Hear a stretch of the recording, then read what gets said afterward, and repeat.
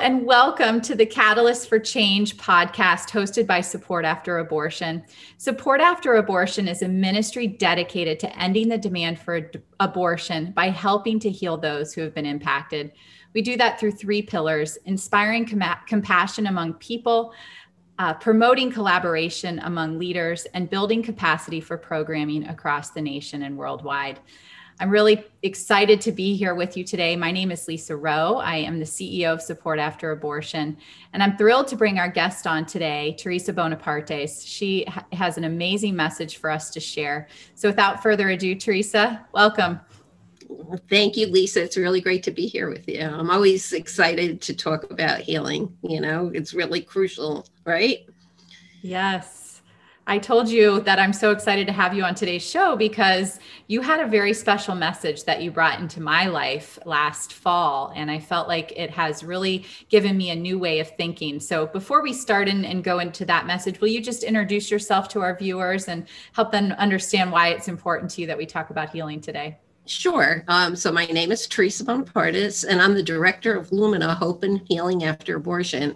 It's a post-abortion program of Good Counsel homes. We have 5 homes for unwed mothers here in the New York area. And I'm also the co-founder of the Entering Canaan Ministry, which is a Catholic ministry that's used throughout the United States in healing from abortion. And it has a track for women, a track for men, a track for couples who abort because of an adverse diagnosis, and also a sibling track where we have retreats and things for people who know that they lost a sibling to abortion.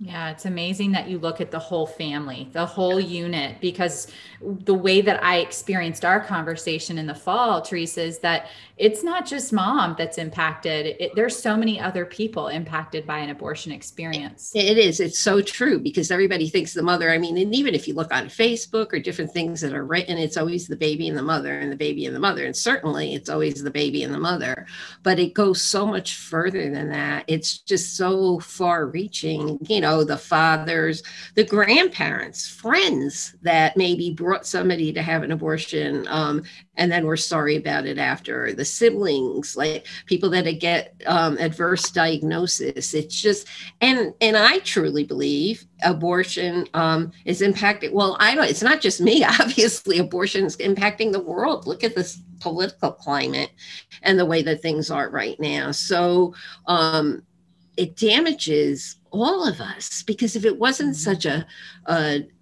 divisive issue, we wouldn't be having all these problems politically right now. It's like really out there is one of the biggest issues that there are. So it obviously is affecting all of us in some ways, in different ways. Different people cope with it differently.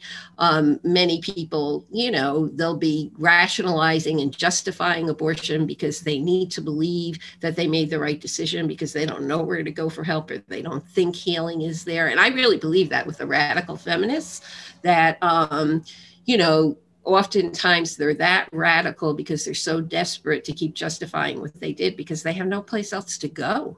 They have no place to go with it. If they don't have faith, if they don't believe that there's healing, if they don't think that there's any other solution, that's what they're going to cling to. And then, oftentimes it's later on in their lives that they really have to come to grips with what they did. And hopefully they have the right connections to be able to do that, because obviously we want everybody to have healing. Yeah. And you're speaking from a place of having walked alongside men and women and family members who have experienced abortion, but you yourself have your own personal experience. Exactly. Right? And I think that's probably really key, because my abortion was it was pre-Roe versus Wade, but it was legal in the state of New York. And I was coerced into an abortion as a teenager by my father.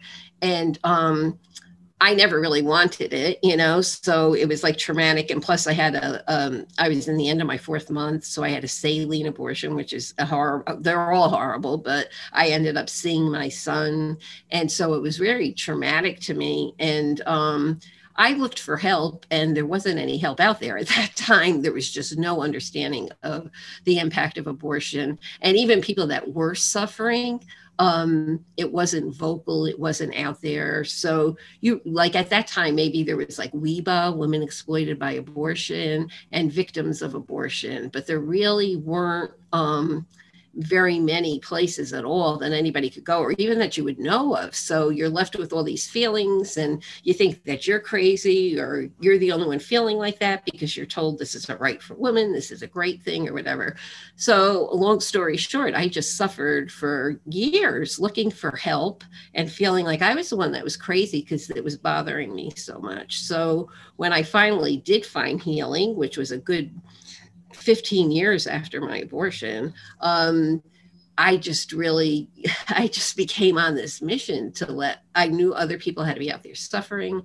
And I knew that I wanted to help people know that there was healing possible, and that they weren't crazy and they weren't alone, so that they didn't suffer the way that I do. But people still suffer like that. I got a call this morning from someone who had an abortion decades ago, and she's just now reaching out. So how many people live with that secret, for decades? They're holding that into themselves. They don't tell their husbands, they don't tell anybody, nobody knows but them. And so, they suffer for such a long time. I had a woman once that was 93 that contacted me, and she had been suffering for decades. And, it was just such a relief when she finally came forward. But when you think it was over 60 years that she carried the burden of abortion by herself. So, yeah, right. So it's great. We want it, like now there's lots of ministries out there. There's lots of great stuff going on. It's so exciting to see. And, you just pray, because there's like, 63 million abortions. How many people? How many millions of people in our society are suffering as a result of abortion? It's astronomical. Yeah. And I'd like to just dissect that. So like you said, 15 years from when you had your abortion experience till you found healing. I'd love for you to invite the viewers into your heart and mind over those 15 years and how that looked over those years. Yeah. Obviously, well, first of all, I would just say, like I said, I saw my son. I had a saline abortion. So I actually was in labor, and I gave birth to a dead baby boy. And I rang for the nurse, and she came into the room, and she picked him up and threw him in this big jar that said 3A on the front of it, and walked out of the room. And to say, like I always say, to say life changed after that is an understatement. I immediately hated myself. I remember wanting to jump out of the window. I was in a hospital, which is where they on the maternity ward, where they also performed abortions. So it was just so traumatic after that. I think that, I was in self-destructive mode.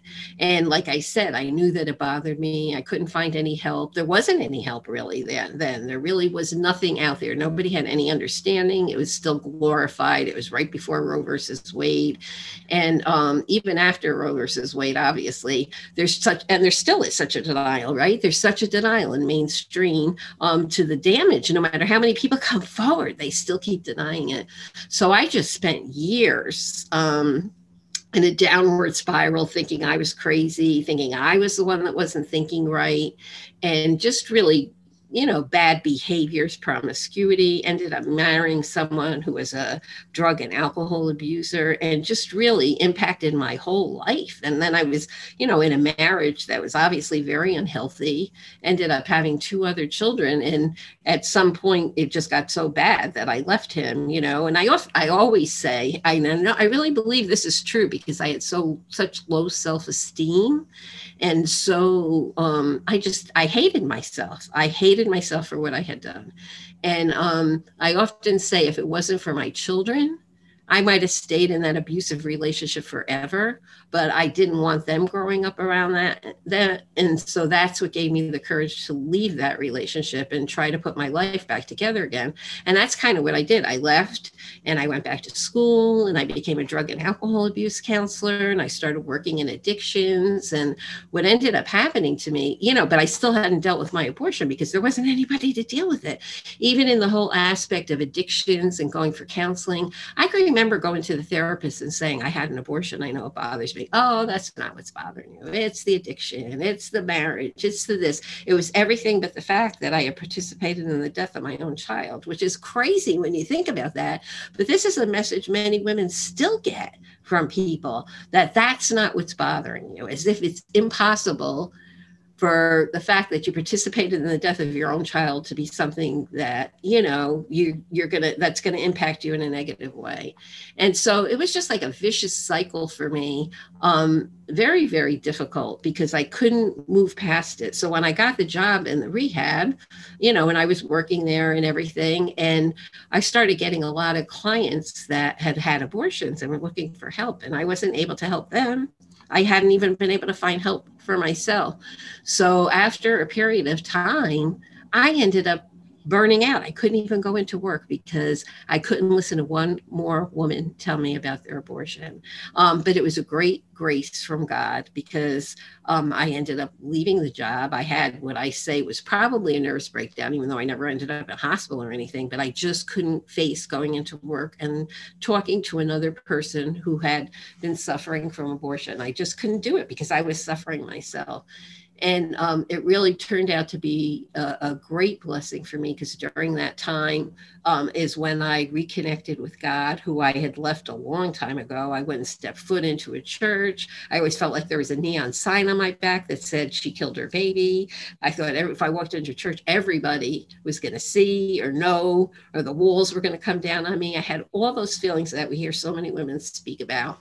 And I ended up connecting with a priest who I went to go talk to. It was crazy. I had like a meeting for my son's first penance, and we were in the basement of a church, and we were all in a circle, and he came in and he started talking about God's healing and forgiveness. It really turned out not to be about our kids, but he was speaking to us.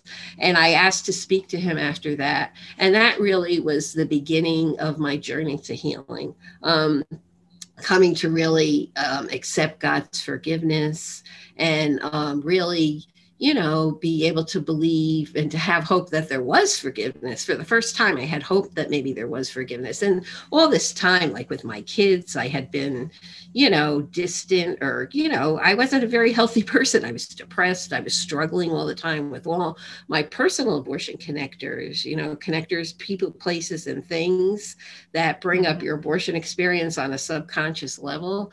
And so I had major abandonment issues because my family had kicked me out of the house and then coerced me to have the abortion. There was just a lot of stuff going on there. And after a period of time of coming to know God and his love for me and his forgiveness of me, I finally found a therapist who did do counseling for abortion. And I ended up going to her. And that really was my journey back to God. I ended up having a profound experience of healing. It took me a very long time to get to that moment, but my healing really was in a moment, a profound spiritual experience where I just felt like I climbed on the cross with God, with Jesus, and I actually felt a rush go through me. And it was amazing. Like I just felt healed of the abortion after that. And, and then later on, I went back into addictions, like in counseling with addictions. And I ended up working for a psychologist who actually trained me in post-abortion counseling. She had, a lot of experience in it. And she was like, well, you'd be a great candidate to do this. And so I went through a whole thing with her. And from that moment on, that was almost 30 years ago, I've been working with people who have had abortions. And it's just been such a great gift to me. And I could cry when I think about it, because when I think of where I was in my life and how I've been so blessed to see literally over the years, thousands of people that came broken and destroyed and have their lives together now and are doing well. And just to watch God moving in their lives, it's such a gift to me to watch him do what he does with them. And that's pretty much my story. And here I am, right? And then years later, I began the ministry. It was kind of based on my healing experience with the Sisters of Life. We started Entering Canaan. And then I just expanded it with the Friars of the Renewal to do men's and adverse diagnosis and siblings. So it's just grown over the years. We do priest trainings, clergy trainings, where we actually go into places and train, because so many of the clergy have no clue. It's not that they don't want to talk about it. They don't know how to talk about it. They're afraid they're going to hurt somebody, or, they're just really not sure how to speak about the evil of abortion while at the same time reaching the people that have had an abortion with mercy. And so we actually go in, it's very geared to clergy. I do it with a priest friend of mine, and we've gone to dioceses all over the country and done trainings. And it's amazing, because once they're trained, they love it. They go out there, they're like so grateful to be able to learn that, so that they could reach out to their parishioners and to other people and let them know that healing's possible too. So it's good. Wow. It's all good. Well, as I'm listening, I can imagine there's people that might be still in that 15-year hating life, hating themselves, living in misery, shame, guilt, and can't see themselves with the freedom that you have now. And so your message of hope is so real for people. And if you are that person living in that place, Theresa, what would you say was like the number one thing that that started that journey to where you are now? Somebody hearing me, I think that so many people that are suffering from abortion, people might support you before you get the abortion, or your friends might be there. But then if you're suffering, nobody wants to talk about it. It's a terrible topic, right? It's heart-wrenching.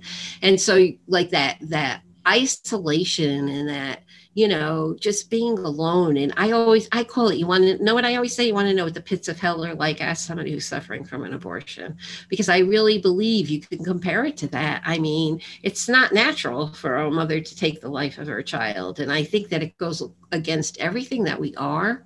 And I really believe that. So I think that reaching out, and I think there's many different aspects to it. One of them, of course, is just talking to people that know and understand. And I find that people that have been through healing are just so helpful to other people that are going through healing. And first and foremost for me, it was a relationship with God, knowing that He loves me no matter what I did, and that He was there, and that He wants to heal. It's not like He, like you always think, oh, God's going to judge me and I'm going to go to hell. But that's not what His desire is. His desire is for us to open our hearts to Him so that He could come in and heal us. And I'll even go further than that and say that's the desire of our children too, that our children are living in the Lord, they're with God, and they desire our healing. They desire for us to be with them in heaven too. So I think that it's the opening of our hearts to the possibility of healing. And I know in the beginning, it doesn't feel like you're ever going to climb out of that. I mean, I remember that very well. You feel like you're in this pit that there's no way out of it. But the bottom line is there is a way out of it. And I think as you hear other people who have experienced abortion and you see, I think what happens is, well, she has what I want, or he has what I want, or I could hear the healing in that person. And so it becomes a reality. And I'm not going to say it's easy. It's work. There's no question about it. And it's painful work. But all I could say is it's worth every pain that you go through, because otherwise you carry that around for the rest of your life. But if you work through it, God frees you from that pain, and you come to understand the dynamics of abortion, because there's definitely dynamics, guilt, shame, different things that you deal with, betrayal, forgiveness, abandonment, whatever the things, there's so many things. So to learn the way that those things are affecting your life in the present, because of your experience of abortion. And once you learn those things, they lose power over you.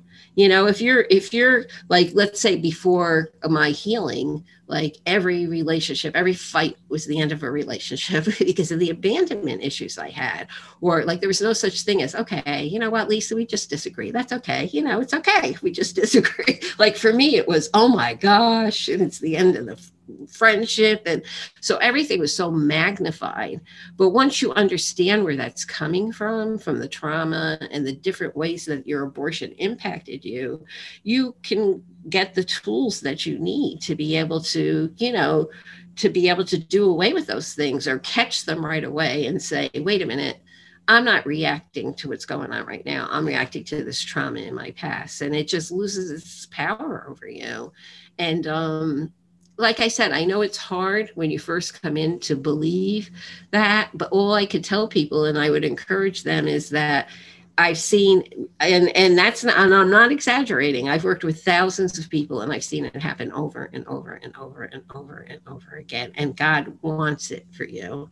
And just it's scary to make that first step, but I just encourage everyone, pick up the phone, make the first step, and reach out, because it's as much as it's a painful journey, it's a beautiful journey.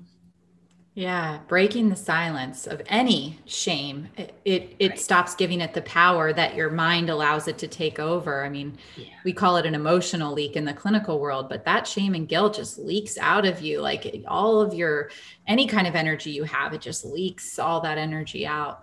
And it's amazing. Theresa, God really uses those things and he switches them around. It's like the most terrible things become opportunities for grace, right? And that's what he does. That's who he is. It's so good. It's wonderful.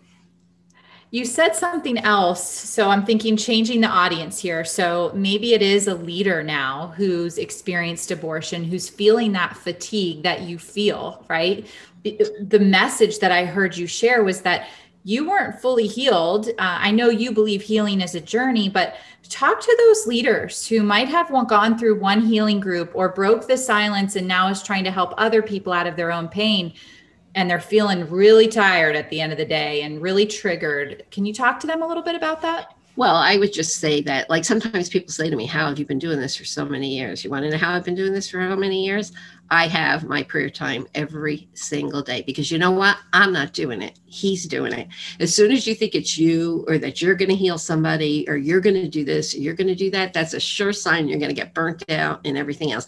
And in some ways, I think that burnout that I had, or that experience that I had in the rehab, was a blessing, because by the time I got back into doing drug and alcohol abuse counseling and then post-abortion counseling, I already kind of learned that lesson. Like I remember when I first did drug and alcohol abuse counseling, it was very easy to get attached to patients and think that you somehow are healing them in some way, and you're not, and you never are. So I had learned that, and I think that's just so crucial to understand that we're objects that God uses. He uses us to bring people to himself, but we always have to remember that he's the one that heals, not us. And so in order to always remember that, and to always have the graces to be able to do the work, I personally, I spend a couple of hours a day in prayer. I do. I get up in the morning, I go to church, I go to mass, and then I go do a holy hour. And sometime in the afternoon, I'll pray again. So I'm always turning it over to him. I'm always speaking to him about people that I'm working with. I'm always looking for guidance from the Holy Spirit as to what it is that I might do. And that doesn't mean that I ever don't get tired, because of course, sometimes everybody gets tired or whatever. But when I get tired, I know that I need to step back a little more and spend even more time with God in order to be able to bring them where he wants them to be, not where I want them to be. Like sometimes, one of the things that I really notice in doing this work, it's amazing. Like sometimes, like you'll do a retreat or something and you'll think, this is a fantastic retreat. This went really great. And then other times, you'll think, well, this retreat didn't do so good, or not that it didn't do good. They all do good, but you know what I mean? Like sometimes, you get the high of the Holy Spirit and you think that, oh, okay. And it's so often I'll find that the ones that I thought maybe weren't so great touched more people than the ones I thought were really, really great. And so again, it's the working of the Holy Spirit in each person's lives. And I think that we just need to give the freedom there and allow the Spirit to work, because we don't know. We can't judge on our feelings and what we want. I don't believe, I think that, it's got to be what God wants. And I think when we get caught up into what we think or what's success or what's not success, like for me, success is being faithful to God, being faithful to what he's asking me to do, and trusting in his goodness and mercy for everyone. And if I do that, everything works out okay. It could be hard for some people, harder for other people.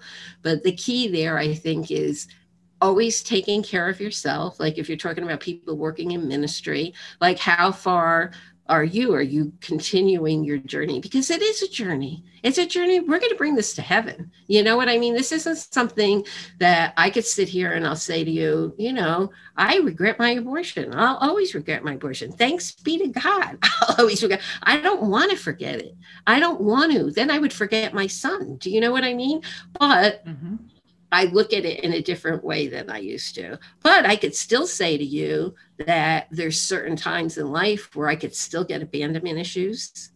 That deep trauma of the experience is still inside of me. But the difference now is that Jesus is in that deep trauma with me. And so when it happens, I'm able to recognize it quicker, bring it to prayer, figure out what's going on, and let go of it. So it doesn't have power over me like it used to have, like the power it's definitely, but it doesn't mean that it's not there anymore. This is a wound that I'm going to bring to heaven. Let's face it, and I think that's the realistic thing, like to think that, it's realistic to think that when you've been through a trauma like that, it's going to impact you in this life. Just like Jesus walked around with the wounds on his hands and his feet. These are wounds that we have. And I think the key thing is inviting him into learning about the dynamics of abortion, obviously, and inviting Jesus into our wounds so that we're not alone in that. We're not carrying that by ourselves. We're carrying that with him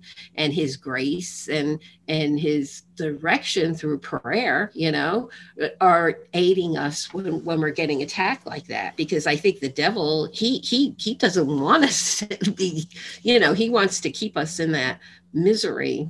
He's always attacking everything with abortion, because when you think about it, look at what hold he has on the world with this. It's just like, it's unbelievable when I think of it sometimes. Like when I really sit there sometimes and I pray, like I could even cry now, like really seriously, just even talking to you about it. When I think of the impact of abortion on our world, it's just like so astronomical, and most people don't even recognize it. They don't even recognize it. Everybody's going around and nobody's thinking that 3,000 babies are dying, each day, like everybody, it's just so, we're in such denial of what we have done when it comes to abortion, but with that denial, like I said, I think that more and more on the other side, no matter how much they're trying not to let us be heard, we are being heard, because people know, not only the people that are suffered, but now, maybe husbands are dealing with a wife that had an abortion previously in her life, or the siblings coming out. So I think that people are seeing the damage that abortion does, not because it's out there in an abstract thing, but it's right in their own family, their own friendships, their own environment. They're seeing the impact, the negative impact of abortion. And so it's changing hearts, because it's not like, oh, abortion hurts women. It's abortion hurt my mother, abortion hurt my aunt, abortion hurt my sister, Yeah. So let's talk about that. We've talked about the woman or man that might be watching that hasn't broken the silence. We've talked about the leader who might be walking in some unhealed places, hasn't surrendered their life to the Lord, isn't living out their purpose through God's purpose for their life. They're living out their own purpose, just taking up their own sword every day. And now we have this idea that there's so much of a wave that goes out, a ripple effect, like Save One talks about a lot. So here you are talking about, okay, a husband is awakened that his wife's in pain. A son has realized his mom has been hurting all these years and understands the substance abuse she's experienced is now correlated to the trauma of her abortion.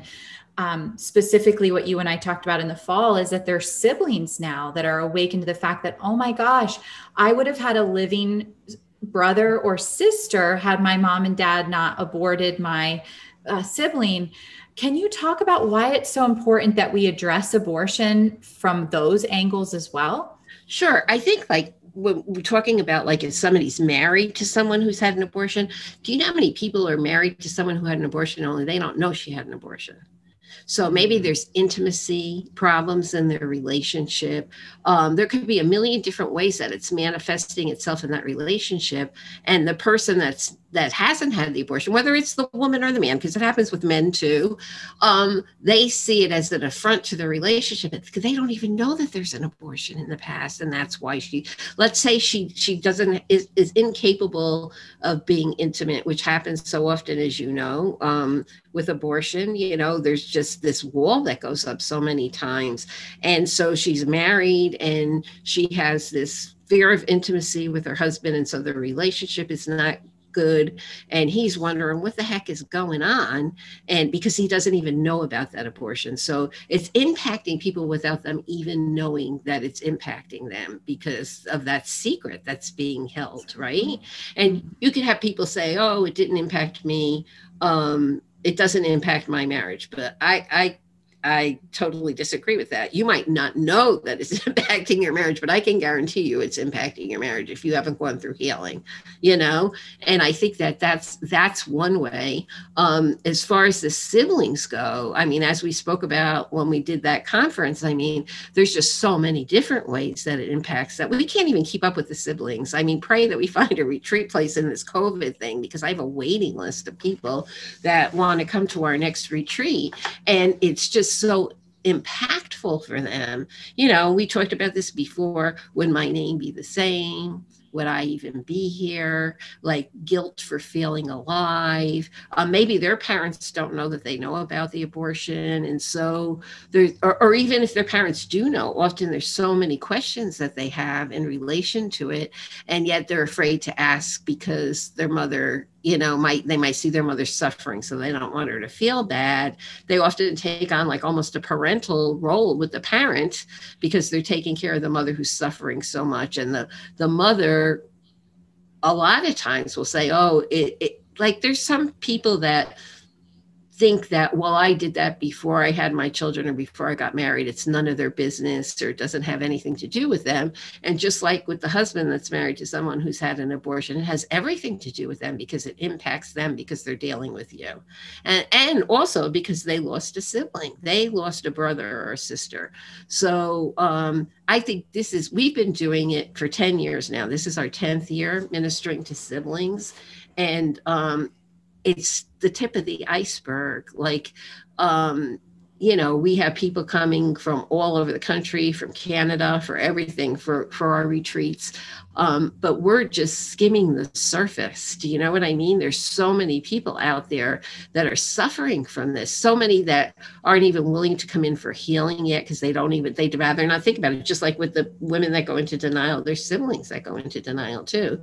But there are others who, will say, so many of them will say, I always knew there was something wrong. I just didn't know what it was. Like when they found out, like they knew somebody was missing, they'll say, or, so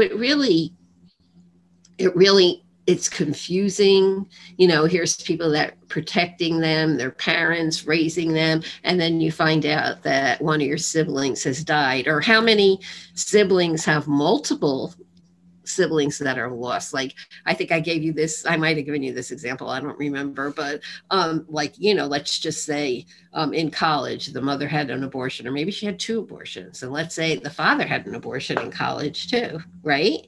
And then they meet each other and they get married. And so that's already 3 siblings that whatever children they had have lost. And maybe they have a baby and then they decide there's not enough money and they have another one. And so then that's 4 babies that are lost, 4 siblings. So all of those things, like, could imagine, like, people don't stop to think, like, the impact of knowing that you're alive and your sibling is not. Like, why am I here? Like, how come I'm not the one that's dead? And how come, and so there's like, there's a perpetuation, like a guilt and all these different things because you just don't know, with you just don't know what to think. It's just totally confusing. Here's my parents who are supposed to protect me and love me, and our, my siblings aren't here anymore. And so there's all these conflicting feelings, and, they want help, but at the same time, they're afraid to come forward because they're afraid people are going to judge their parents who they love. They love their parents, And so for us, it's just been amazing to well, we have a couple of siblings that work with us that are phenomenal in the ministry, and I have a priest that I do it with, and it's just so wonderful to just really see them with each other and to be able to share this that they've been holding in for years too, many of them, and to the same thing, not to feel crazy, not to feel alone, to really have a place where they could go to express those things, but at the same time know that their parents aren't going to be condemned. And to really be able to start working through the issues for them.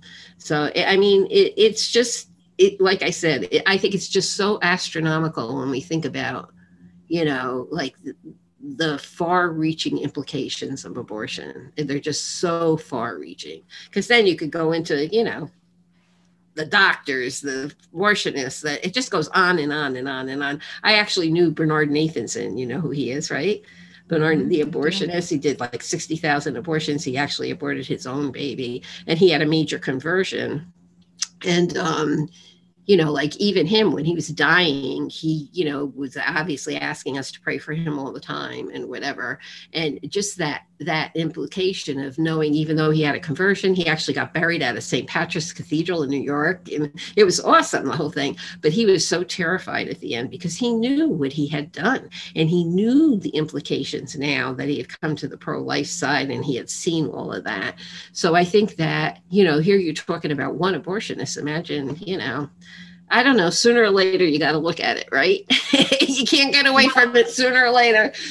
Yeah. And you have a message for those people who are beginning to find their healing and are beginning to share their story. You have a real message to those folks to make sure that you're surrounding your family with the support systems that they need, because you sharing your story, it's not just your story. I mean, what you just described is that it has a family ripple effect. And if we don't really consider every single person, we're going to actually do more damage. Yeah. And I think that, like people that have healing, there's also, that enthusiasm of wanting to get out of there. But again, whose will is that? Is that your will or is that God's will? Have you told your children yet? Have you given your children time to heal from your experience? Like you can't be selfish again. That sounds terrible, but it's so true.